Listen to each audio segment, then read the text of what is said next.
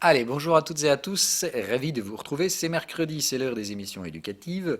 Je vous rappelle, je ne fais plus les suivis de marché, en tout cas pas jusqu'à nouvel ordre, tant qu'on ne retrouve pas un peu de volatilité dans ces marchés actions, surtout les marchés actions américains.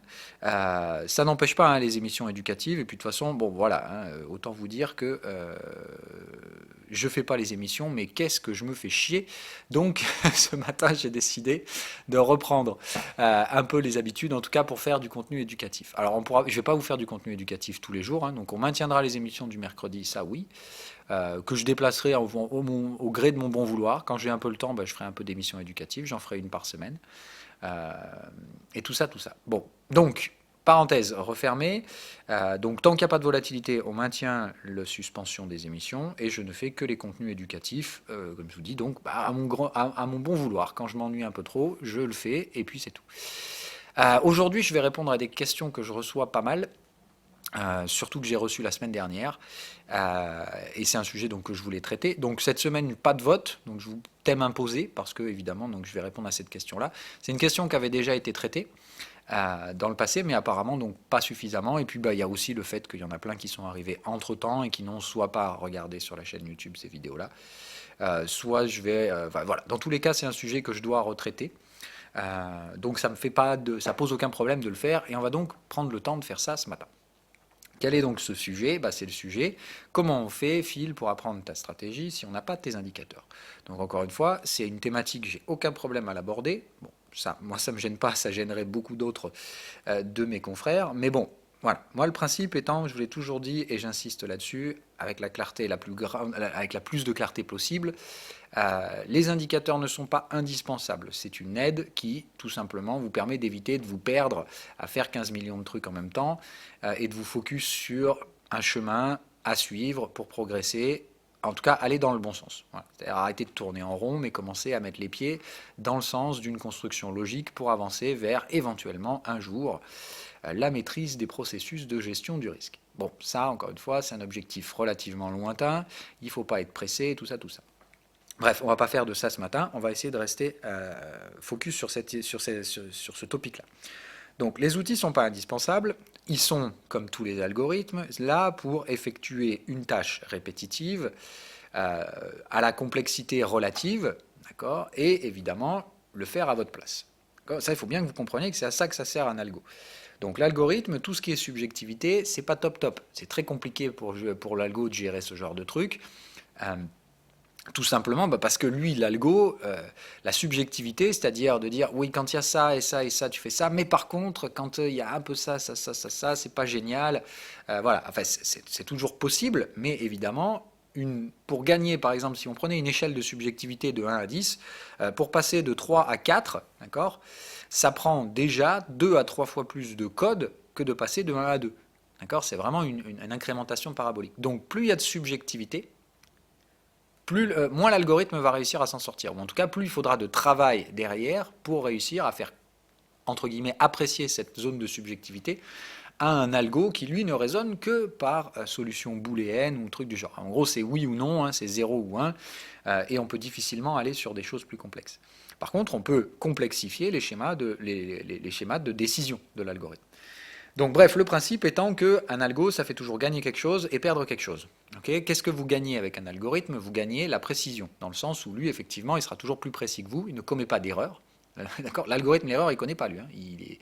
Par contre, l'inconvénient, c'est que lui, la subjectivité, il connaît, mais alors bien, bien moins que vous. Donc, encore une fois, dans l'application d'une chose, si vous la maîtrisez bien, c'est-à-dire si vous comprenez les zones de subjectivité, vous serez toujours plus performant qu'un algorithme. Par contre, si vous effectuez des tâches répétitives, vous êtes soumis à commettre des erreurs en tant qu'humain, et c'est là où l'algorithme, lui, n'en commettra pas. Donc il faut bien comprendre que ce qui est important, encore une fois, c'est d'essayer de profiter des avantages des deux et d'essayer de limiter les inconvénients des deux. C'est pour ça que, encore une fois, je vous apprends que utiliser les algos sans comprendre comment ils sont faits, c'est stupide. Ça ne sert à rien. C'est pour ça que je vous ai collé 50 pages de PDF, c'est pour ça que je vous faisais des tonnes de vidéos pour vous faire comprendre comment les utiliser, comment raisonner avec, comment ça fonctionne. Ok? Donc ça, c'est vraiment important.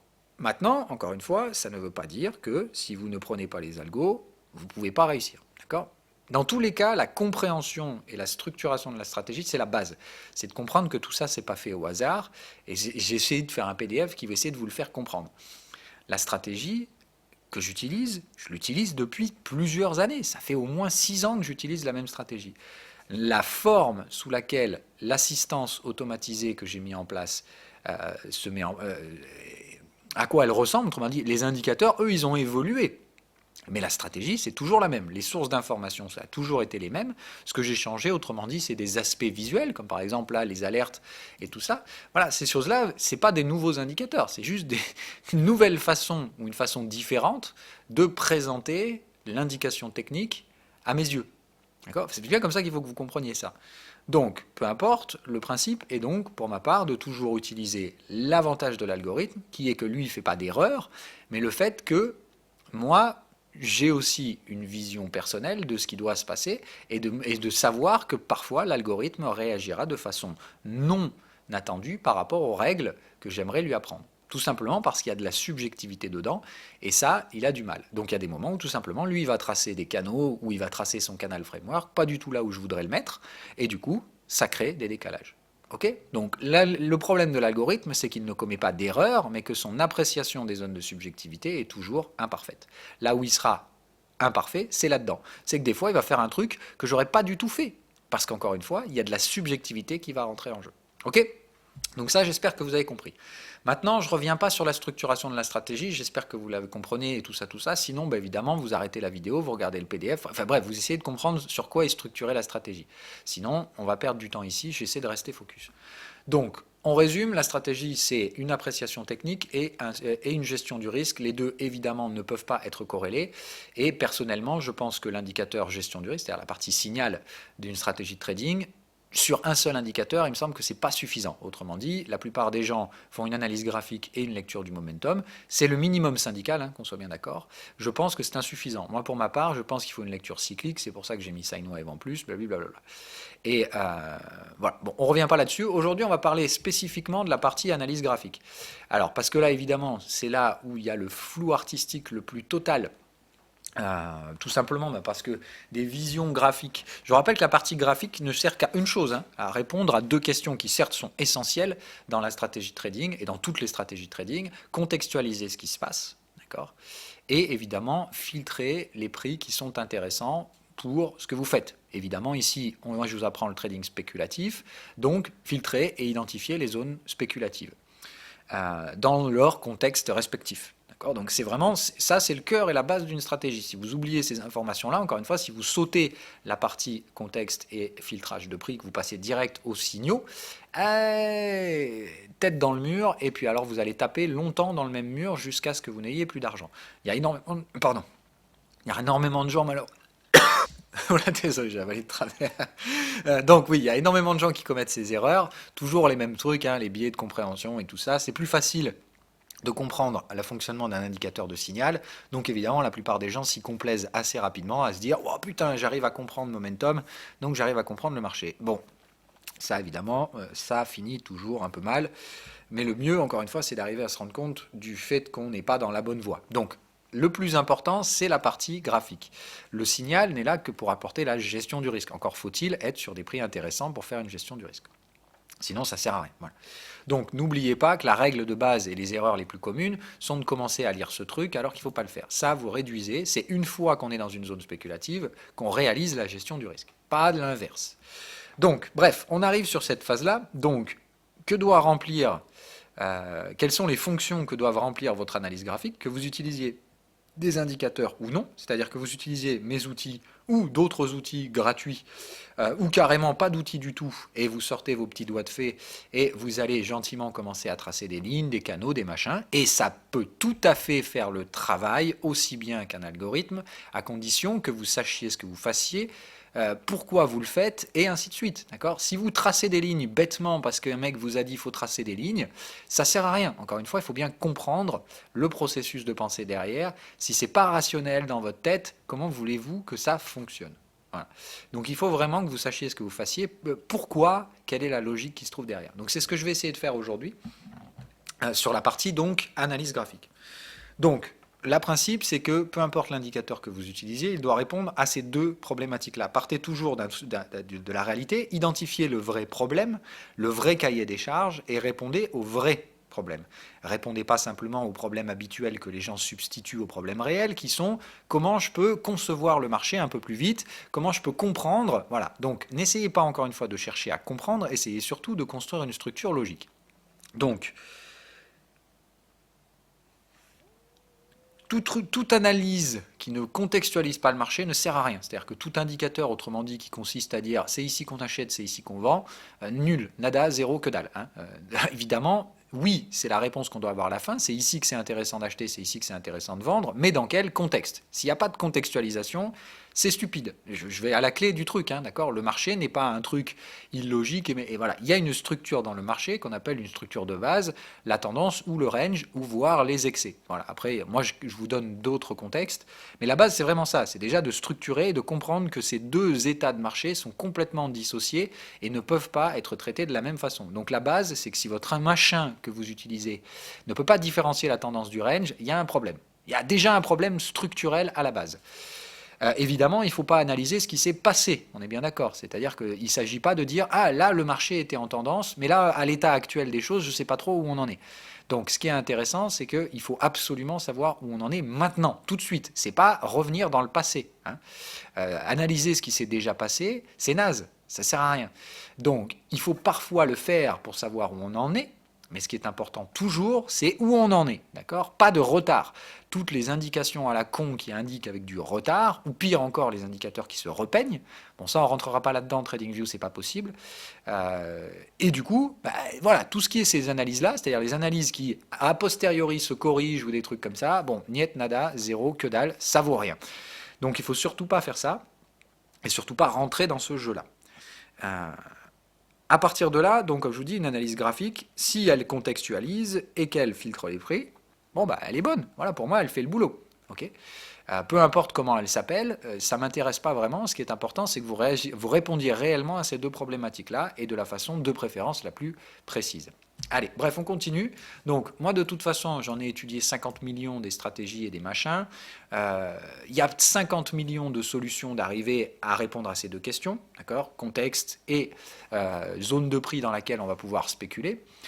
Donc là, ici, les solutions sont infinies. Soit vous apprenez la solution de qui vous voulez, d'accord? Le problème, en général, c'est quand vous essayez de combiner les stratégies de plusieurs traders, vous y perdez l'aspect logique, parce que vous-même, en réalité, vous ne comprenez pas vraiment ce qui s'y passe. Donc, apprenez toujours à bien maîtriser l'outil que vous utilisez pour comprendre s'il y a une logique il y a une logique capable de combiner avec autre chose. C'est pour ça que je vous dis souvent au début, il vaut mieux prendre les stratégies déjà faites de trader, mais de A à Z.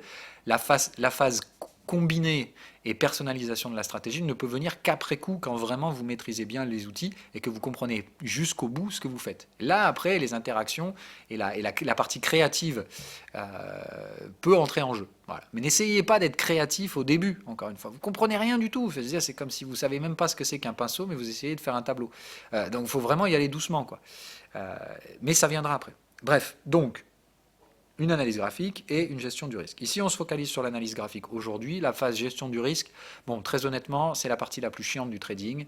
Voilà, c'est le temps qui fait ça. C'est-à-dire que sur vos indicateurs de signaux, soit vous utilisez des indicateurs de signaux déjà faits, de préférence par des traders, encore une fois, c'est là où il y a tout un tas de vendeurs de rêves et compagnie. Donc, l'apprentissage de la gestion du risque, ça peut être fait de façon très superficielle par des gens qui ne sont pas traders, et ça a l'air d'eux, d'accord. Donc le problème, c'est que c'est très difficile pour vous d'arriver à faire la différence. Donc là, je vous ai déjà donné toutes les règles que personnellement j'utilise et j'ai détectées au fil des années pour essayer de ne pas trop vous faire niquer. C'est-à-dire, déjà d'une, si vous ne savez pas à qui vous avez affaire, laissez tomber, d'accord. C'est-à-dire que le mec qui vend un indicateur mais qui n'explique pas, qui ne fait pas, voilà, donc le trader, il trade, on est d'accord? Le programmateur, celui qui va créer des algorithmes, il crée des algorithmes. Donc c'est quoi la différence? Il y en a un, vous allez le voir sortir des algorithmes tous les 6 mois, et il y en a un, vous allez le voir trader tous les jours. Donc déjà, commencez par ça. Comment savoir si le mec est un trader ou un codeur? Il doit trader, le gars. Commencez par ça. De préférence, essayez de comprendre ce qui se passe derrière, c'est-à-dire qu'il faut qu'il y ait une logique. Il ne faut pas que ce soit juste que le gars vous dise ah bon ben là voilà c'est une petite flèche bleue quand il faut acheter, une petite flèche rouge quand il faut vendre. Bon, toujours pareil, la gestion du risque, je dis, c'est des nuances de gris. Donc, c'est autrement dit, si la sortie c'est blanc et noir, c'est probablement pas un trader qui est derrière. Bref, on y viendra peut-être un autre jour à la partie gestion du risque. Là, on va rester sur la partie graphique. Donc, peu importe, tant que votre partie graphique répond à ces deux problématiques, la contextualisation du marché avec un minimum tendance range, et pour ma part, il faut quand même un petit peu plus que ça comme contexte, et après, donc, filtrage du prix. La structure la plus efficace que j'ai pu trouver au fil des années, qui est aussi la plus simple, c'est le traçage des canaux. Problème, c'est très simple à faire pour qu'un professionnel. Là où je me suis rendu compte qu'il y avait vraiment des problèmes, c'est quand il s'agissait de vous expliquer des règles qui pour moi sont simples et que pour vous, les appliquer, c'est compliqué. Puis pourquoi? Parce qu'il y a de la subjectivité. Donc aujourd'hui, je vais essayer de m'attaquer à une chose que je n'ai pas faite à l'époque quand je vous avais appris à tracer les canaux sur la première vidéo, qu'on va faire ici. On va rentrer dans la subjectivité et toutes les zones d'ombre qui peuvent être utilisées dans le traçage de canaux et comment, de préférence, vous en sortir. Ok? Donc, c'est des règles que moi j'utilise de manière indirecte dans le codage de framework. Alors déjà, je vais remettre framework, pas la volatilité. On va remettre les canaux. Voilà. Donc, le principe, c'est pour moi relativement simple. C'est de dire, le traçage des canaux se fait toujours à partir de la base. La base, c'est qu'est-ce qui est en train de se passer maintenant. D'accord? Je ne parle pas de qu'est-ce qui s'est passé avant. Est-ce que le marché monte ou est-ce que le marché baisse? Alors, je vais supprimer framework le temps 2. D'accord? Voilà. Qu'est-ce qui fait le marché? Il monte, il baisse. Bon, encore une fois, c'est très subjectif, donc ancrez ça dans la réalité. Je vous donne des pistes, d'accord, de choses que vous pouvez utiliser. Alors, non, clairement pas le changement d'intervalle. Par exemple, vous pouvez utiliser des moyennes mobiles. C'est le truc le plus simple. Hein. Vous pourrez prendre par exemple une moyenne mobile, je sais pas moi, je vais vous donner un truc qui fonctionne pas trop mal. Hop, on va prendre par exemple les moyennes mobiles 50, ça me paraît pas mal. Voilà. Ok, donc votre moyenne mobile 50, elle baisse, d'accord, et les prix sont dessous. Vous pouvez utiliser du croisement de moyenne mobile, par exemple, si vous voulez faire, je sais pas, la moyenne 20 et la moyenne 50. Si la moyenne 50 est au-dessus de la moyenne 20, bref.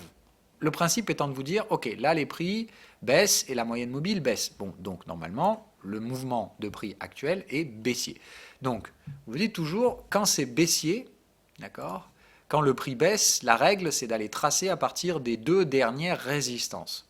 Ah putain, encore une belle zone de subjectivité.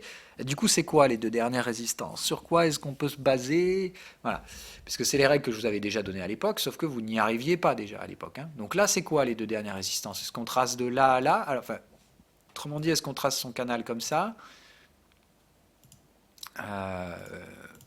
Ou peut-être que la résistance c'est celle-là, je sais pas moi. Enfin, voilà. Le problème, c'est que dès qu'il y a subjectivité, pour un débutant, il y a doute. Dès qu'il y a doute, il y a perte de la maîtrise. Donc, autrement dit, vous faites n'importe quoi. Donc, c'est très problématique parce que vous êtes supposé appliquer des règles strictes, mais vous doutez, ce qui fait que vous allez changer ces règles et vous perdez tout l'avantage de la stratégie qui consiste à construire quelque chose de récurrent. D'accord? Ce qui est important dans la stratégie, c'est pas de gagner absolument le trade ou le suivant ou le machin, c'est juste de dire je fais tout le temps la même chose et c'est ça qui procure un avantage statistique. Si vous changez les choses en cours de route, ça fonctionne plus du tout. D'accord? Tout simplement, considérez ça comme une expérience. C'est comme je vous ai toujours dit, si vous réalisez une expérience, il faut que les conditions de réplication soient, il faut que les répétitions soient nombreuses. Voilà, et équivalentes. Sinon, il n'y a pas de statistique. Vous ne pouvez pas étudier la statistique de quelque chose qui varie. D'accord? Donc, à côté de vous, c'est le chaos. J'ai dit, vous êtes supposé apporter un peu de calme dans le chaos. Faites déjà en sorte de ne pas apporter du chaos déjà dans votre stratégie elle-même. Le chaos, il y en a déjà suffisamment autour. Donc, on reste tranquille. Ok? Donc là, merde, subjectivité. Alors, déjà, on a enlevé la première subjectivité. Donc, comme on a dit, le marché monte et casse des résistances ou casse des supports. Bon, casse des résistances, la moyenne mobile monte 50 et les prix se trouvent au-dessus de la moyenne mobile, voilà, marché haussier. Donc là, par exemple, ici, on serait en train de chercher le canal dans le sens inverse, c'est-à-dire les deux derniers supports tracés à la dernière résistance. J'espère que jusque-là, on est clair. Okay? Donc à quel moment on se met à reverse le canal? Par exemple ici, là on passe sous la moyenne 50, voilà. Donc suivez toujours ces règles, rationalisez le système de pensée pour détruire la subjectivité. C'est absolument essentiel. Ok, donc vous pouvez utiliser ça, donc la moyenne mobile 50 et le positionnement du prix et l'orientation de la moyenne mobile pour définir la direction du traçage de vos canaux. Une fois que le canal est tracé, le problème c'est là. Donc on se cale où pour la résistance? Là, est-ce qu'on se cale là-haut? C'est très emmerdant tout ça, voilà. Donc là, ici, je pense que la solution la plus simple pour détruire la subjectivité, c'est d'utiliser les cycles. D'accord? C'est-à-dire d'utiliser un sine wave. Parce qu'encore une fois, c'est un algorithme, il n'est pas parfait, mais il fonctionnera toujours mieux que la subjectivité. Ok?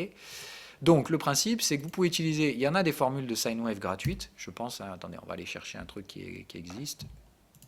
Hop, je crois qu'il y a du sine wave qui existe en gratuit. Alors Madrid sine wave, je ne sais pas ce que c'est. Even better sine wave, non plus. On va essayer Madrid sine wave, je ne sais pas ce que c'est. Je vais juste essayer, voir. Ok. Alors, non, ça va pas vraiment coller avec ce que je veux, ça. Ça va pas vraiment coller avec ce que je veux.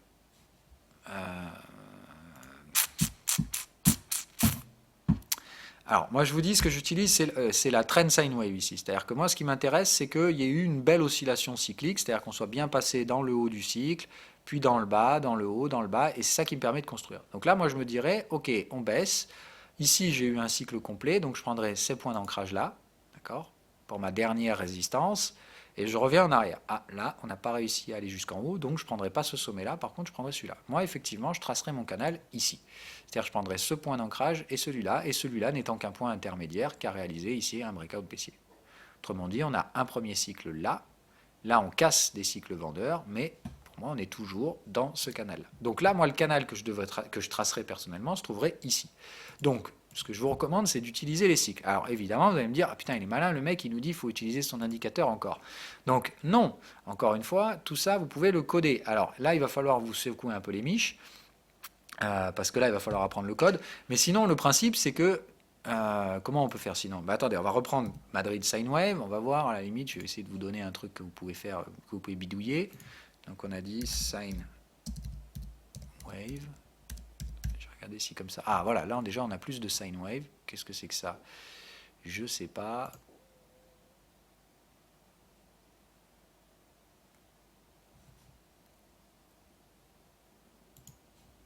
Waouh. Ok, alors celle-là elle est un peu costaude. Mais bon, pourquoi pas. Wow. Donc le principe étant toujours d'aller... Qu'est-ce que c'est que ce time frame? Ah mais merde, pourquoi on est passé en 9 minutes là? Ok, d'accord, c'est n'importe quoi ce truc. On va revenir en 15 minutes. Ok. Ah, attends, il me colore mes bougies là. Toi tu dégages. Voilà. Bon, on va laisser le temps. Voilà, voilà. Donc le principe étant toujours d'utiliser des cycles. Alors bon, cette sine wave elle est carrément pourrie. Encore une fois, moi j'utilise des... J'ai custom la sine wave, hein, sinon... ce serait un peu trop facile. Putain, il faut que je vous trouve une alternative. On va en essayer d'autres. Je vais essayer de chercher celle qui me semble la plus propre par rapport à mon boulot. Oh, alors ça non. Celle-là, on va essayer. Ah oui, celle-là, on l'a déjà essayé. Function sine wave.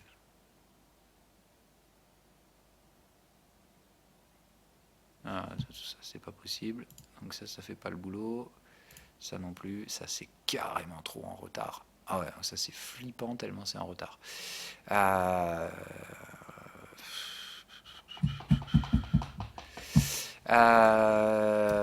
Merde. Bon. Donc effectivement ici... bon après c'est bien, ça me rassure encore une fois. Ça veut dire que j'ai quand même fait un bon boulot. Mais bon. Il n'y en a pas un seul qui se rapproche d'un travail potable. À la limite celui-là serait pas mal, mais... Je sais pas qui c'est, Midtown machin, et ça vu qu'il a bloqué le code, j'ai pas l'impression qu'il soit chaud pour... Ah, voilà. Bon, donc je sais pas, mais c'est exactement un peu ce genre de truc là qu'il vous faudrait, c'est-à-dire en fait faire une analyse du time frame supérieur. Bref, on va revenir. Donc on dit on est en 15 minutes, rappelez-vous ce que vous dit la stratégie. Si je vous dis sine wave de la tendance, ça veut dire sine wave du time frame supérieur. Donc théoriquement, vous devriez aller en 15 minutes, enfin en horaire, et faire vos analyses de cycle ici. Bon, cette sine wave, elle est vraiment merdique. Putain, pas possible qu'il n'y ait pas une sine wave potable ici quand même, c'est un truc de fou. Et il n'y en a pas d'autres.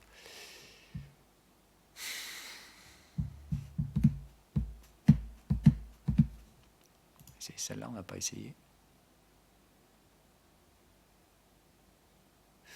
Oui, si, c'est bon. C'est pas fulgurant, hein. C'est pas fulgurant du tout.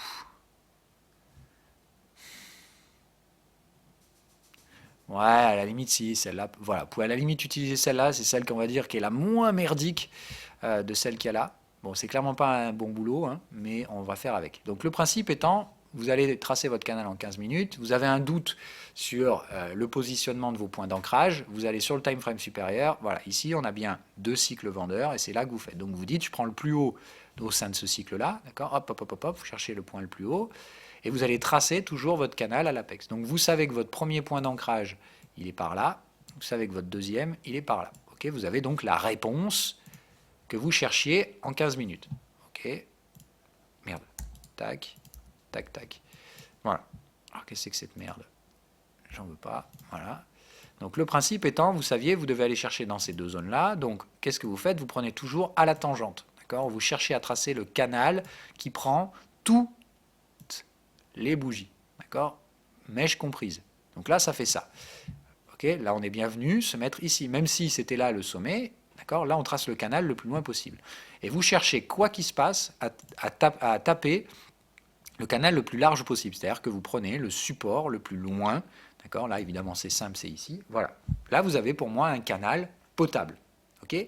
Rappel des règles de la stratégie, interdiction formelle d'acheter dans la partie haute du canal, interdiction formelle de vendre dans la partie basse.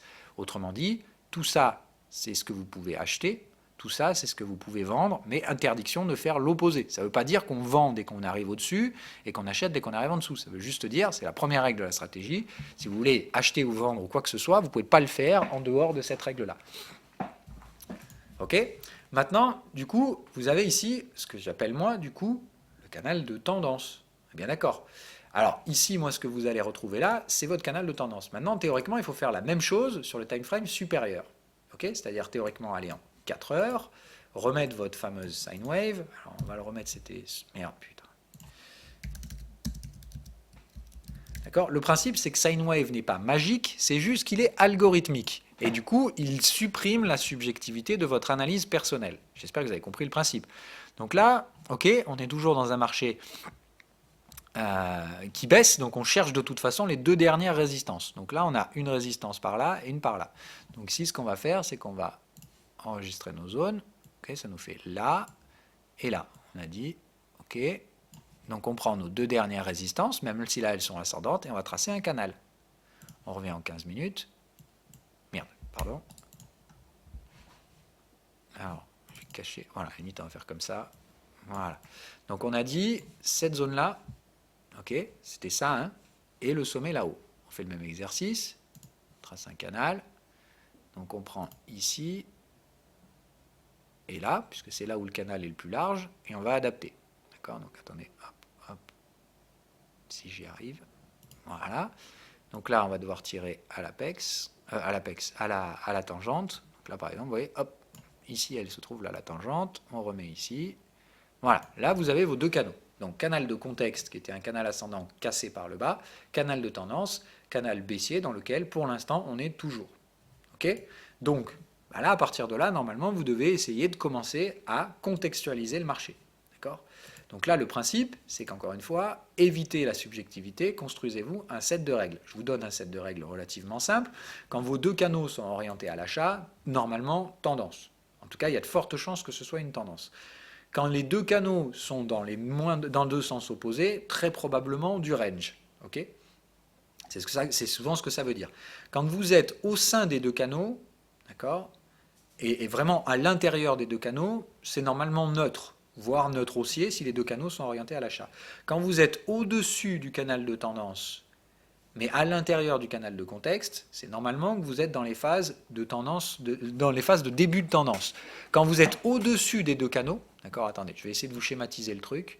Donc, premier contexte, d'accord, un canal de contexte ascendant dans lequel vous retrouvez un canal de tendance ascendant. D'accord? Quand le canal de tendance va être encore plus haussier, c'est-à-dire la pente, d'accord, est encore plus haussière que le canal de tendance, ok, ça c'est normalement donc un marché qui est en train de se construire. D'accord? la construction est haussière et la construction des prix à plus court terme est encore plus agressivement haussière. Autrement dit, vos prix, ils font un truc comme ça, là, d'accord? Ils ont fait ça. Alors, pardon, hop.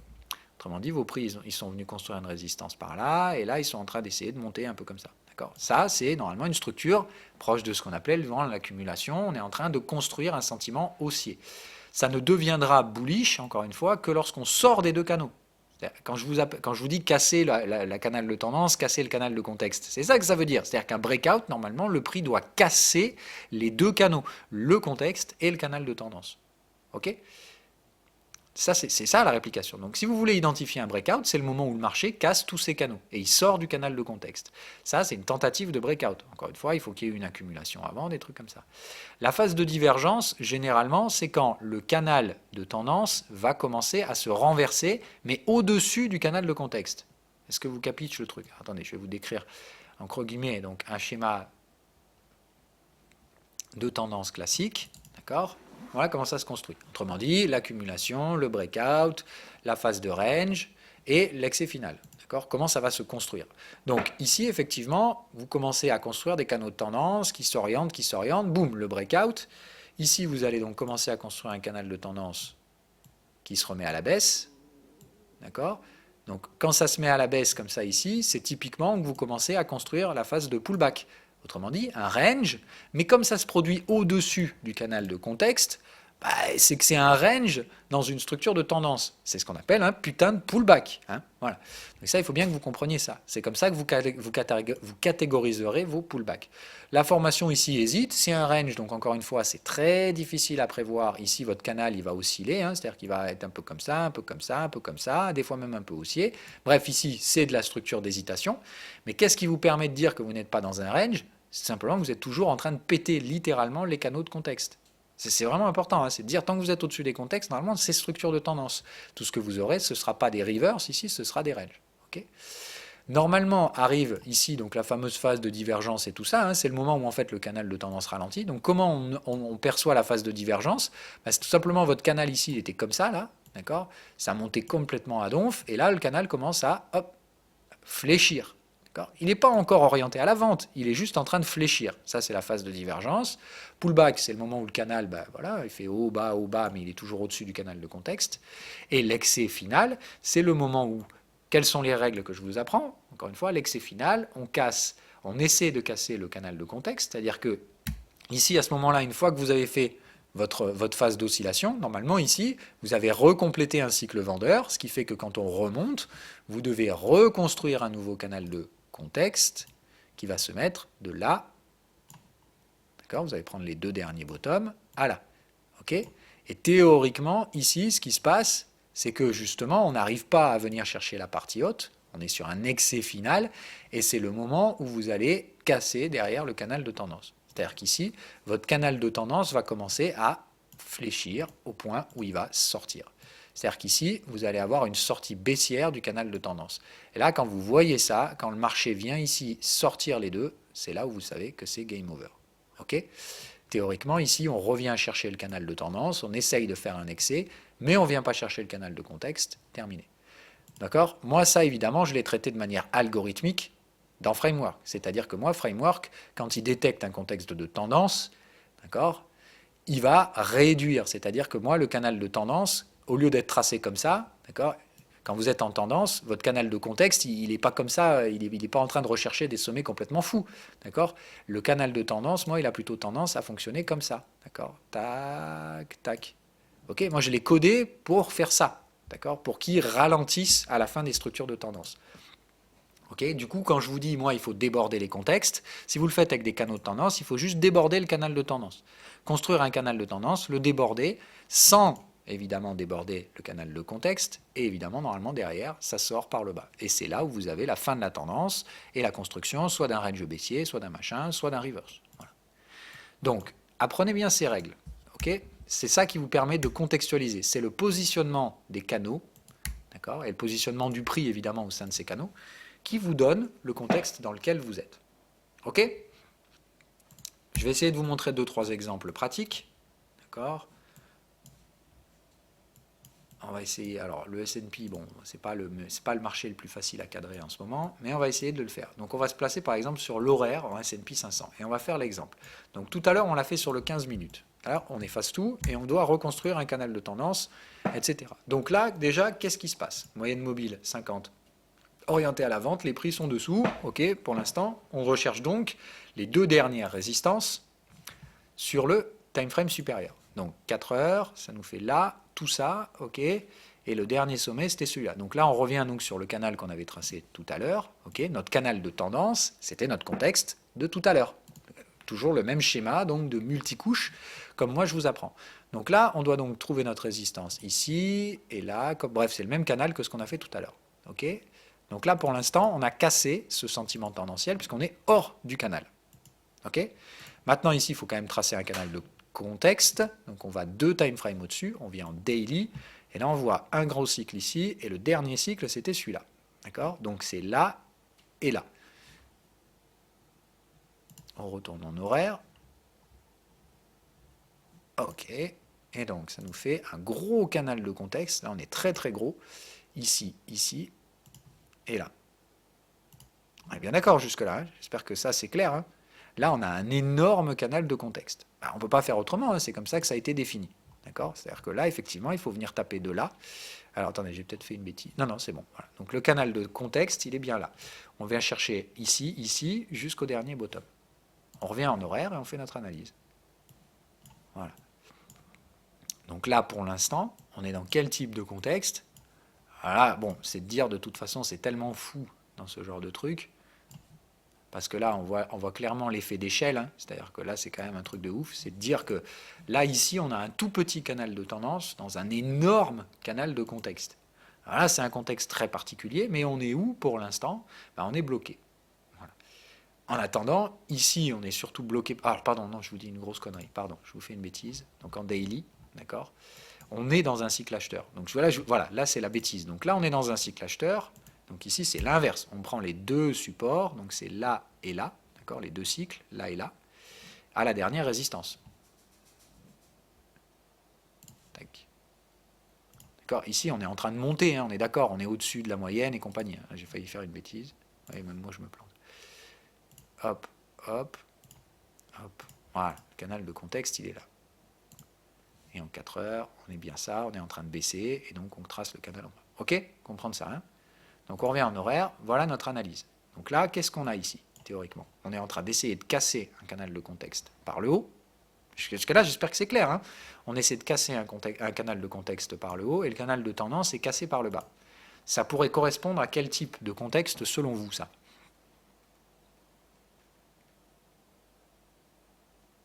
Je vous laisse réfléchir 2 secondes. Essayez de vous rappeler les règles de la stratégie. Ok.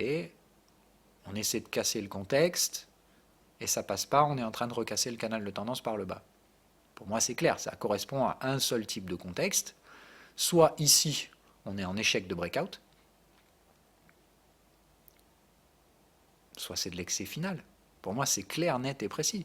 C'est ici, on est dans une structure d'excès final.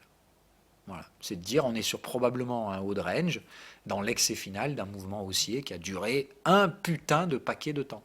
Autrement dit, ici, on en a eu des canaux de tendance serrés au sein d'un gros marché qui essaye d'accélérer et qui, pour l'instant, est en train d'échouer. On ne sait pas, hein, parce qu'encore une fois, on peut très bien venir rebondir sur le canal et repartir tranquille. Pour l'instant, ce que ça montre, c'est que la tentative d'accélération, c'est un échec.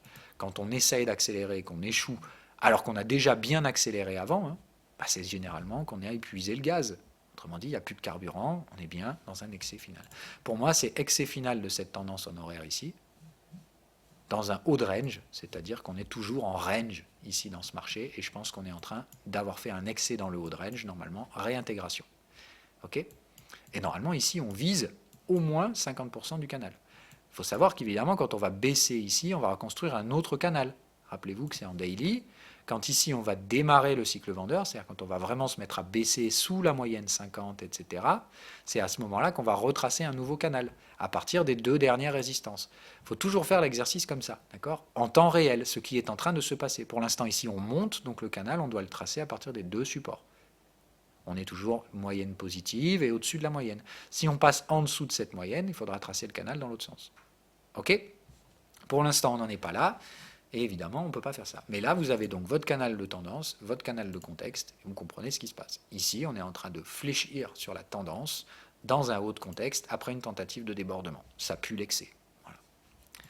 L'avenir nous le dira, mais au moins ici, vous répondez à la question essentielle, d'accord ? Vous répondez au cahier des charges. Vous contextualisez votre marché, vous aurez peut-être tort. Encore une fois, on s'en fout. Ici, ce n'est pas de savoir, c'est de réduire les risques en appliquant toujours les mêmes stratégies et en contextualisant ce que vous obtenez. Vous avez contextualisé, et à partir de là, qu'est-ce qui se passe? Est-ce que vous pouvez vendre ici? Genre là, est-ce qu'on vend, du coup? Non. Enfin, j'espère que c'est clair quand même. Là, vous avez un marché qui baisse, qui a cassé un canal ascendant, mais rappelez-vous la règle numéro 1, interdiction de vendre dans la partie basse d'un canal. Là, vous êtes carrément sorti du canal. Donc là, le seul truc que vous pouvez faire, c'est des trades en breakout ici, à la limite. C'est de dire ici, vous aviez un trade en breakout. Bon, voilà, terminé.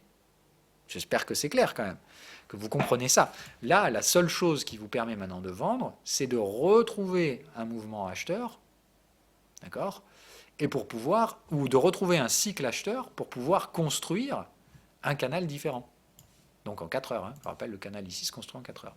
Donc là, vous êtes obligé, entre guillemets, d'attendre un cycle haussier et de nouveau essayer de vendre ce cycle haussier en fonction du nouveau canal. Donc essayez de vous projeter. Ça, c'est ce qu'il faut que vous arriviez à faire. Que la structure, vous la maîtrisiez tellement pour savoir quel est votre prochain coup. Ok ? Donc là, admettons, on projette un peu. On repasse ici, on tape un bon coup à la vente, on vient, admettons, jusque-là. Ce qui me semble être le plus probable d'ailleurs. On revient tester le dernier support. Hein. On casse ce canal-là, donc normalement, on revient tester le support précédent. On revient ici. Qu'est-ce qui se passe? La moyenne va s'inverser. On est bien d'accord. On va passer les prix sous la moyenne avec une moyenne baissière. À partir de là, on va peut-être remettre un petit cycle haussier. Okay. Donc, quand on fera ça, le premier truc qu'il faudra faire, c'est retracer un canal. Ce canal, il va très probablement derrière se tracer à partir des 2 derniers supports à la dernière résistance. Okay. Admettons, on fait un truc comme ça. Qu'est-ce que vous devez faire? Attendre au moins 50% ici pour pouvoir vendre, puisque vous pouvez vendre que dans la partie supérieure du canal. Ici, vous faites vos gestions du risque, etc. Et voilà. Ok. J'espère que vous comprenez ça. C'est vraiment important que vous pigiez ce truc-là. Le principe n'est pas de dire je vends et j'achète toujours sur le canal, mais c'est proche d'eux. D'accord? Ça, c'est un autre aspect essentiel de la stratégie, et je vais vous donner une astuce aujourd'hui que j'aurais dû vous donner déjà à l'époque. Vous pouvez utiliser autre chose que le canal. C'est une astuce. Rappelez-vous, moi, en fait, quand je vous mets Framework, regardez dans Framework ce qu'il y a. Le canal de tendance, c'est un canal. Ok, ça, il n'y a pas de souci. Celui-là, c'est pas touche. Le canal de contexte, c'est une zone. D'accord? C'est-à-dire, il y a un point haut, il y a un point bas, c'est pas juste une ligne, c'est pas un trait. Ok? Vous pouvez répliquer ça en utilisant ça, c'est-à-dire le canal de Fibonacci. D'accord? C'est Fibonacci Channel. Okay? Vous utilisez ça et je vais vous donner mes réglages, comme ça, vous serez réglé. Ok? Le réglage, pour moi, c'est je mets 0,85, c'est 0,854, hein, c'est mon Fibo, et 1,05 autour de la ligne. Donc là, si vous voulez, vous mettez en pause, vous copiez ça, faites attention évidemment aux transparences et autres trucs du genre. Ici d'ailleurs, attendez, je vais mettre un peu plus visible. Voilà. Ok. Donc comme ça, vous voyez bien le canal. Celui-là, putain, il faut que je me mette bien comme il faut. Celui-là, on va le mettre un peu plus transparent. Voilà. Ok. Voilà, donc là en fait c'est la même chose, sauf que qu'est-ce qui se passe en mettant ces réglages-là? Ici, au lieu d'avoir une ligne sur ma borne opposée du canal, j'ai une zone, d'accord, qui correspond à 5% de plus et quasiment 15% de moins à peu près, le 0,85. Ok? Ben là, vous faites la même chose, c'est-à-dire qu'au lieu d'utiliser un canal, au lieu d'avoir une ligne ici dans laquelle vous pouvez spéculer, vous avez une zone, vous avez comme framework. J'espère que vous commencez à capicher un peu le principe. Ok? Et vous pouvez faire ça sans problème sur le canal de contexte. C'est-à-dire que là, moi ici, ce que je ferai, c'est que j'irai sur mon daily et à la place de ce canal, j'utiliserai mon canal Fibo. Je fais le même exercice, hein, les mêmes points d'ancrage et tout ça, hein, d'accord? Sauf qu'ici, au lieu d'avoir un prix, vous avez une zone. Et ça, c'est vraiment important. C'est-à-dire que dans cette zone-là, c'est tout l'équivalent du contexte framework. Là, vous êtes en train de remplacer votre contexte framework. Ok? Alors bon, ici, moi, j'aime pas trop cette sine wave un peu chelou qu'on a eu là. Moi, théoriquement, le canal, je le tracerai comme ça. Voilà. Donc, c'est de dire, voilà à quoi il ressemble votre canal ici. Il ressemble à ça. Et vous voyez qu'on est en échec de ce débordement, mais on est en plein dans la zone spéculative. Quand on sortira de cette zone par le bas, normalement, votre trade sera validé. OK. Et pour moi, ici, vous êtes en plein dans la zone dans laquelle il faut chercher à vendre le S&P 500, puisque pour l'instant, il est en train d'échouer sur sa zone. Maintenant, encore une fois, moi, j'ai tapé toutes mes cartouches la semaine dernière. Maintenant, j'attends, parce que je ne sais pas trop ce qui se passe ici. Et le risque, c'est que ça ne réagisse pas et qu'on parte sur un breakout hebdo. Donc, tant qu'on ne sort pas, pour ma part, de cette zone-là, je ne traite plus le S&P 500. S'il en sort, et pour l'instant ce qui se passe depuis hier m'intéresse clairement puisqu'on échoue sur des zones, et je veux voir ce qui se passe dans les prochains jours. Si ce qui se passe dans les prochains jours, c'est ici on arrive bien à sortir du canal, qu'on fait un petit pullback, et bien là je vais essayer de vendre ça évidemment. Voilà. Ok ? J'espère que cette histoire de traçage de canal ça vous parle. Vous le faites sur le contexte, pas sur le canal de tendance. Okay ? Donc je vous ai donné toutes les astuces. Utilisez les cycles pour éviter la subjectivité par rapport au placement de vos points. D'accord ? Utilisez comme toujours canal de tendance sur l'UT supérieur, canal de contexte, 2 UT au-dessus. C'est comme ça que vous pouvez, entre guillemets, faire un framework maison par rapport à ce qui se passe. D'accord ? Après, apprenez à identifier vos contextes par rapport au positionnement canal de tendance par rapport au canal de contexte. Ici, vous voyez qu'on a un tout petit canal de tendance qu'on est en train de casser par le bas dans la borne haute d'un canal de range haussier. Donc ici, on est probablement dans un contexte de range haussier, mais on est ultra mature et on est probablement dans le haut de range, autrement dit, clairement pas la zone dans laquelle il faut acheter. Mais pour arriver à ces conclusions, vous êtes basé sur des éléments rationnels et il faut que vous arriviez à toujours répéter ces informations de la même façon, toujours en utilisant vos cycles, les 2 time frames, construisant vos canaux, contextualisant tout ça et identifiant la zone spéculative. Ici, en fait, vous avez la réponse à votre question.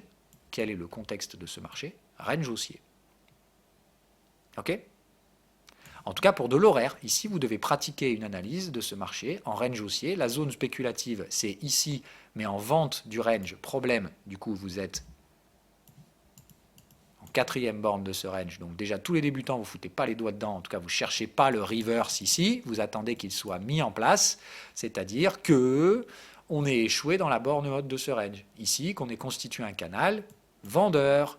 Quand on aura construit un canal vendeur ici, vous pourrez éventuellement tenter la vente en reverse, mais sur les time frames inférieurs. J'espère que c'est bien compris. Comprenez bien qu'ici, pour l'instant, on est en 4e borne, donc c'est que les expérimentés qui cherchent les reverse ici. Parce qu'on traite un range haussier mature, et on essaie en plus de le traiter à la vente. Autrement dit, voilà. Et ça ne s'est pas fait sans accroc. Voilà. J'espère que ça, vous le comprenez bien. Voilà. Donc toute la zone spéculative, on est dedans depuis 2 semaines. Voilà. Et j'ai vendu là, me suis fait stopper. J'ai vendu là, me suis fait stopper ici, là, du coup. Voilà. Est-ce que je revends là, du coup ? Oui, théoriquement, mais je vous ai dit, j'en ai marre de Wall Street. Ils m'ont épuisé. Donc, j'arrête. C'est un épuisement moral. Hein. Mais je surveille. J'ai juste dit, je ne spécule plus à la vente dans ce range haussier, hein, parce qu'ils peuvent continuer de m'épuiser comme ça, ad vitam aeternam. Hein. Voilà. Donc, le principe, c'est que, pour l'instant, je préfère arrêter de rechercher le sommet. Je n'ai pas dit que j'allais pas le prendre après. Moi, je vais essayer de choper le trade de range. Voilà, c'est clair. Donc, je surveille ce qui se passe. Pour l'instant, je n'agis pas, mais j'ai bien l'impression qu'on est en train de former un sommet. Ça, je crains pas. Je n'ai pas de crainte là-dessus. Mais chercher le sommet d'un range haussier, c'est très compliqué. Et le risque, c'est de se prendre un breakout. Hein. Voilà, je vous l'ai dit, c'est clair. Hein. Si ici, ça ne régit pas à la vente, le risque, c'est le breakout hebdomadaire. Et alors là, celui qui tient les ventes dans ce type de marché-là, lui, il va y perdre des dents. Hein. Voilà. Donc, vraiment attention.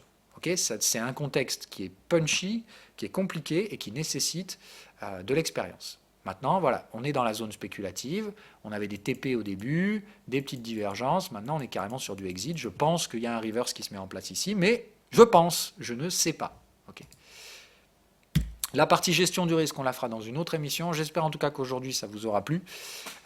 Donc, sans grand appétit pour ce truc, voilà, vous pouvez utiliser QAnon Sine Wave. Je vous donne même une astuce si vous voulez être encore plus efficace. Ah ben non, vous ne pouvez pas voir leur code. Fuck. S'ils avaient partagé le code, ça aurait été plus facile. Mais voilà. Donc c'est pas grave, vous switchez de time frame. C'est un peu chiant, hein, encore une fois. Comme je vous disais bien au début, hein, et là vous en avez la preuve par A plus B, hein, voilà, c'est de dire le même travail peut être fait par un algorithme ou vous tapez le travail manuel. C'est un peu plus chiant. Voilà. Vous, ça va vous prendre 2 minutes pour tracer les canaux. Bon, il est sûr que Framework, lui, en 3 secondes, il a géré le bordel. Voilà. Donc, après, c'est toujours pareil. c'est comme vous voulez, c'est pas indispensable, c'est une aide, ça a un prix, et c'est pas indispensable. Mais j'espère que vous êtes capable aujourd'hui donc de comprendre comment s'orchestre un peu tout ça, et est-ce que vous pouvez réellement profiter de ces choses-là. Voilà, on va s'arrêter là. Mais donc ici, le principe, c'est ça. Dans votre contexte horaire, c'est haut de range, relativement typique dans ce range acheteur dans lequel on est. Voilà. Et ici, vous voyez que de toute façon, Framework, lui, il est plus précis, il est plus agressif. Hein, c'est pour ça que je dis, moi, ce sine wave, il est très très lent par rapport à mon travail à moi. Mais voilà, le principe ici, c'est que vous obtenez quoi qu'il arrive. Ça, entre guillemets, ça et ça, c'est la même stratégie. Mais il y a une stratégie qui a été faite par un algorithme, une application de la stratégie qui est faite par un algorithme, et une que vous avez faite manuellement avec des outils qui ne sont pas les miens. D'accord ? Donc je ne peux pas mettre le tampon dessus, mais c'est relativement proche, et en tout cas, le process de pensée est totalement en accord avec l'application de ma stratégie. Voilà. Donc si vous voulez appliquer ma stratégie, vous pouvez le faire comme ça. C'est moins bien, clairement, selon moi, mais ça fonctionne aussi, et le processus de pensée est tout aussi évolué et abouti que celui que j'utilise moi. Juste avec des outils différents, gratuits, et vous voyez que ça peut tout à fait fonctionner. Ok ? Donc, payer pour apprendre le trading, encore une fois, gros bullshit. Alors, payer pour apprendre une stratégie, voilà, on n'en parle même pas ici. Voilà, hein, les mecs qui vendent leur stratégie, encore une fois, la plupart du temps, leurs stratégies sont merdiques. En tout cas, sans me gonfler les chevilles, ma stratégie est souvent bien meilleure que la plupart d'entre eux, et je vous la donne gratos. Donc, voilà, profitez-en, laissez tomber ces vendeurs de rêves, encore une fois, et puis essayez de progresser un peu dans le trading. Essayez de structurer votre stratégie. Et surtout, n'essayez pas de customiser ma stratégie tout de suite. Je vous rappelle que si vous essayez de commencer à toucher au bouton pour voir comment ça réagit quand vous modifiez certaines variables de la stratégie, si vous faites ça, vous supprimez tout simplement toute la gestion du risque de ma stratégie. OK ?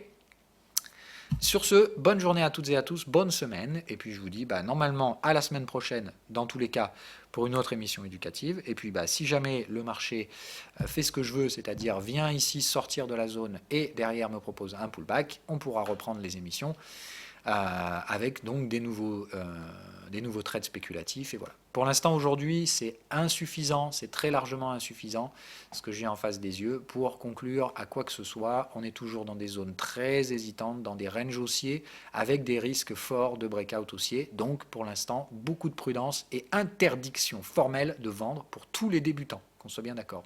Même les expérimentés, je vous recommande d'être très prudent en ce moment, puisque je vous dis, même moi, j'ai décidé pour l'instant de prendre un peu de recul par rapport à ces marchés, puisque je ne comprends pas trop les logiques de prix. Maintenant, haut de range égale normalement vente pour ceux qui veulent, mais spéculative et expérimentée obligatoirement.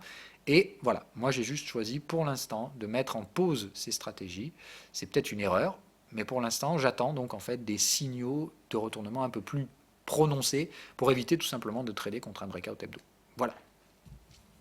Breakout auquel je ne crois encore une fois absolument pas, qu'on soit bien d'accord. C'est pour ça d'ailleurs que je choisis de ne rien faire pour l'instant. Objectivement parlant, les informations pour vendre les derniers jours ont été annulées. Je vous rappelle qu'ici, je commençais à avoir des canaux. Okay. Pourquoi j'arrête ? Voilà, on va faire simple, on va revenir. Ici, on avait des canaux vendeurs. Au lieu d'évoluer dans ces canaux, on les casse, on en sort par le haut, pour des raisons toujours, pour ma part, absolument débiles. Voilà. Mais donc on casse ces canaux par le haut, on réinstalle des canaux haussiers, ça c'était pas grave, hein, encore une fois. Pour moi, tant qu'on reste dans les canaux, c'est qu'on fait du range. Hein. Donc là, le truc, c'est qu'ici, on constituait des canaux, ok, comme ça, on constituait des canaux. Là où ça me pose un réel problème, c'est quand on sort d'un canal acheteur par le haut, dans une zone qui est normalement en plus résistante. C'est-à-dire qu'on essaye d'accélérer dans des zones résistantes. Là, aujourd'hui, ce qu'on a à l'instant T, c'est positif, puisque là, on commence à avoir des sorties baissières de ces canaux. Rappelez-vous donc le canal qu'on a vu ici, qu'on avait tracé là, a trouvé sa sortie baissière. Donc ça y est, enfin, on montre des réactions vendeuses dans la zone vendeuse. Donc c'est bien, mais pour l'instant, c'est insuffisant pour ma part. Mais c'est bien, on commence à avancer dans le bon sens, je vous le dis. Voilà. C'est-à-dire que là, le mouvement haussier qu'on a essayé d'initier l'autre jour se prend une tarte. C'est déjà bon signe, c'est-à-dire que les boules qui étaient super chauds du gland, pour l'instant, c'est pas aussi chaud qu'ils le pensaient. Donc c'est bien, mais c'est pas gagné. Voilà le sentiment dans lequel je me trouve actuellement à Wall Street. Ça m'intéresse, je vous l'ai envoyé dès hier. Je trouve qu'on a des choses intéressantes et vous voyez qu'on peut arriver aux mêmes conclusions sans les outils. Ok ? Même si pour moi ici ce truc-là est quand même relativement lent hein, en termes de positionnement de cycle, puisque pour moi le contexte ici est vraiment pas à tracer comme on l'a vu, mais vous voyez pour moi c'est plutôt de dire il y a eu un cycle intermédiaire ici très faible. Comme je vous dis, la différence c'est que moi je mets des facteurs de correction dans les algorithmes qui les poussent de toute façon à anticiper. C'est-à-dire que moi, comme toujours, j'ai un trading spéculatif basé sur de l'anticipation, donc il y a une part d'anticipation dans les algorithmes. Ça veut dire évidemment que parfois ils se trompent. Mais pour moi ici, je pense qu'ils ont plus raison que le traçage du canal. Pour moi, le contexte ici dans ce marché horaire, c'est pas l'énorme range haussier. Pour moi, le range haussier, il est bien détecté en 4 heures. Hein. C'est-à-dire que voilà. Pour moi, le contexte qu'on a vu, c'est ce qui correspond à notre fameux 4 heures. Vous voyez qu'on est bien. Ça, si c'est pas un contexte de range haussier, je ne sais pas ce que c'est. Mais voilà, vous voyez qu'on rejette les bornes et on casse plus les résistances que les supports. Donc ça, c'est bien du range acheteur. Voilà. Pour moi, ici, c'est un contexte de range acheteur. La seule différence entre guillemets entre l'analyse algorithmique et l'analyse qu'on a faite manuellement, c'est une appréciation du time frame. Moi ici, Framework, qui détecte le contexte de range haussier dont on parlait tout à l'heure, mais plutôt en 4 heures. En horaire, pour moi ici, c'est plutôt une tendance. Mais une tendance vraiment pernicieuse, hein, avec sa phase d'accumulation ici, ces micro-breakouts par là, et qui ne sont pas très propres. Et c'est surtout, voilà, là, les phases de persistance de range. Mais là, vous avez bien à faire une tendance, hein, vous le voyez bien, le canal de tendance ici qui augmente. Ici, on commence à être sur la tendance mature, hein, d'accord ? C'est-à-dire tout ça, c'est tendance mature. Ici, interdiction formelle d'acheter, on cherche que des reverses. On dit, il y avait bien une vente là. Voilà, tous ces trucs-là, ça se tradait, hein, Wall Street, il n'y avait aucun problème. Aujourd'hui, là où on en est, c'est qu'ici, on a probablement fait le pullback à plat. Ça pue l'excès final. Voilà. Donc, oui, ce que j'ai en face de moi, ça m'intéresse clairement. Mais comme ce que j'ai ici, c'est aussi très indécis et que la volatilité est juste inexistante, voilà, le risque, c'est qu'ici, tout simplement, il n'y ait rien du tout et que le marché continue de grinder le range haussier 4 heures. C'est pour ça que j'attends aujourd'hui. Il faut que vous compreniez que tant qu'on ne sort pas de ce truc-là, tant qu'on ne va pas bien me casser le contexte acheteur ici, et qu'on ne va pas bien me chercher un beau trade de range vendeur ici, je préfère ne rien faire sur le S&P 500. Voilà. Le risque, c'est qu'on fasse ça. Et si on fait ça, je l'ai dans le cul. Parce que tout simplement, je n'aurai pas Wall Street. Bon, j'aurai toujours le DAX, hein. Je ne suis pas stoppé sur le DAX. Hein. Je suis toujours dessus, j'ai toujours le JPN, j'ai toujours le FTSE. Voilà. Si je dois me faire niquer par les ricains et s'ils décident de chuter en ligne droite sans me proposer le fameux pullback, ce sera une erreur de jugement de ma part. C'est-à-dire que j'aurais fait quoi ? J'aurais arrêté de trader alors qu'on aurait juste fait l'excès final. Mais voilà. Moi ici, le problème, c'est qu'on a un marché irréaliste qui sort de toutes les réalités et qui a juste à dire, voilà, ici, tu vends ici, c'est quoi le risque que ça continue comme ça ? Voilà. C'est de dire, ici, il y a un risque d'accélération hebdomadaire et donc de sortie de notre fameuse zone en 4 heures. Attendez, F6, voilà. Le risque, c'est pour moi le 4 heures. C'est de dire, ici, le breakout haussier, il n'est pas impossible qu'il arrive. Ici, ça me paraît quand même compliqué, parce qu'on voit bien, regardez la tronche du canal de tendance. On est complètement squeezé. C'est-à-dire qu'ici, le canal de tendance est plus faible et plus court que le canal de contexte. Enfin, que la marge d'erreur du contexte, c'est-à-dire la taille d'une box. Voilà. Donc là, ça c'est clairement ce que moi j'appelle un squeeze sur les prix. Je vous apprends le squeeze du momentum, mais là c'est pareil, c'est de dire on a tellement compressé les prix sur une résistance que ça peut finir de deux façons. Ça, c'est extrêmement risqué. C'est-à-dire qu'ici, on a un squeeze sur le prix. Le prix n'a pas la volatilité suffisante actuellement. Ça veut dire que la volatilité arrive, mais attention, la volatilité, c'est dans un sens comme dans l'autre. Ça veut dire qu'ici, on peut très rapidement, boum, effacer tout ça, mais en quelques semaines, même quelques jours, hein, où on peut très bien, effectivement, avoir l'effet inverse. C'est-à-dire là, le décollage complet, et on passe en mode hors sol. C'est ça le risque. C'est de dire ici, la seule chose que je sais, c'est qu'il risque d'y avoir de la volatilité. Je ne sais pas dans quel sens elle va se produire, mais je sais qu'ici, il faut être très prudent. Ce n'est pas ici, autrement dit, qu'il faut mettre son capital en risque. Voilà. Moi, Wall Street, sérieusement, ils m'ont gonflé, donc je ne prends pas le risque. C'est peut-être une erreur de jugement, peu importe, c'est pas grave. Normalement, derrière, je devrais quand même réussir à m'en sortir. Même s'ils font ici un petit support et qu'ils n'arrivent pas à trouver la volatilité suffisante pour revenir ici, c'est pas grave, je prendrai le breakout. Voilà. Dans ce cas-là, j'aurai des plus petites tailles de position et j'essaierai de me démerder pour réussir à suivre le merdier. Il est clair que je veux exploiter les ventes à Wall Street, mais je ne peux pas le faire n'importe comment. OK ? Donc, attention au risque de volatilité, parce que squeeze sur les prix, et ça, c'est vraiment très dangereux. Et je pense ici, et j'envisage de vous mettre une alerte, c'est-à-dire que tout comme je vous mets l'alerte de squeeze ici, hein, D'accord? Et l'alerte de contexte là. Comme aujourd'hui, je sais que je peux custom les textes, puisque je l'ai passé en PineScript V4 là. Bon, alors ça, je parle aux techniciens, mais voilà, c'est un truc que je vais pouvoir faire, c'est-à-dire que je vais pouvoir vous mettre en plus du contexte une alerte, par exemple ici, je pourrais mettre une alerte de squeeze. Pour moi, ici, c'est pas vraiment une alerte de contexte, c'est surtout une alerte de squeeze. Voilà.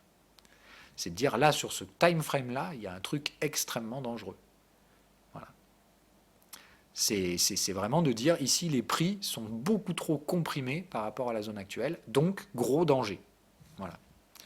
Danger comme un squeeze de momentum. On sait que ça va partir violemment dans un sens comme dans l'autre et ça peut être très piégeux. Ça peut très bien vous faire une grosse mèche comme ça et être comme ça derrière. Et là, pareil, hein, tu vends ici, tu mets un stop loss là, bah voilà, c'est le stop loss. Voilà. Donc le problème, c'est qu'ici, on a affaire à des marchés très, très dangereux. Donc là, quoi qu'il arrive, si vous vous positionnez ici, il faut des stop loss larges. C'est vraiment important que vous compreniez ça. Et comment on peut financer un stop loss large quand il y a zéro volat? Moi, ça me paraît hors gestion du risque. Donc ce qui se passe aujourd'hui, c'est hors sol. Et on est obligé malheureusement d'attendre les réactions de marché. Je pense toujours personnellement que ce sont les réactions baissières qui ont le plus de chances de se produire, mais pour l'instant, les prix me montrent plutôt l'inverse. Donc incompatibilité, donc pas de trade.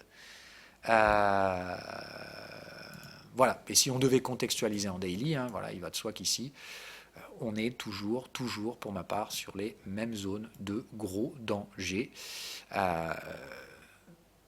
C'est-à-dire, bah voilà, pour l'instant, moi, les seuls signaux que j'ai sur Momentum sont des signaux d'overload. Donc rappelez-vous, comme j'ai dit, sur du sommet historique, l'overload, c'est compliqué. Donc pour l'instant, en termes de gestion du risque, j'ai pas de choses qui me plaisent. Maintenant, je vous mets Framework en update, ce sur quoi je suis en train de travailler, parce que si vous croyez que je suis en train de me tourner les pouces, hein, encore une fois, ça n'arrive jamais. Mais voilà, je vous montre l'update de Framework, celle sur laquelle je bosse. Je vous ai dit qu'ici, il y avait un breakout qui n'a été pas détecté. Voilà, là, il est détecté sur l'autre version. Et voilà. Ici, si je vous mets hein, les petits carrés, là ils ne sont pas, hein, mais si je vous mets les petits carrés, là vous avez un gros carré rouge sur une target. Donc c'est typique d'un excès final. Donc là vous avez un signal d'excès final, mais sans gestion du risque momentum. Ou en tout cas avec une gestion du risque relativement faible. Voilà. Donc ici, ça manque de gestion du risque, mais on a potentiellement un signal daily. Okay, c'est-à-dire que si on pouvait avoir des exits ici, ça me plairait vachement plus. Voilà. Pour l'instant, il n'y a rien. Mais si on pouvait avoir une gestion du risque momentum de type exit, par exemple comme là, je peux vous dire que je vais reprendre le trade direct. Mais pour l'instant, je n'ai pas d'informations suffisantes. Je pense pas mal de choses, mais entre penser et appliquer, c'est vraiment deux choses différentes.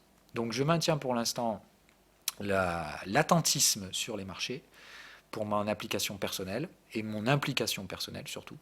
C'est-à-dire que voilà, comme je ne peux parler que de ce que je trade et que je ne veux certainement pas rentrer dans le rôle de l'analyste, bah pour l'instant, j'ai choisi de prendre un peu de recul par rapport au trading, donc pas d'émission. Ok, je suis et je vous fais le suivi dans le Discord dès que des choses m'intéressent. Et si je dois reprendre, je vous le dirai.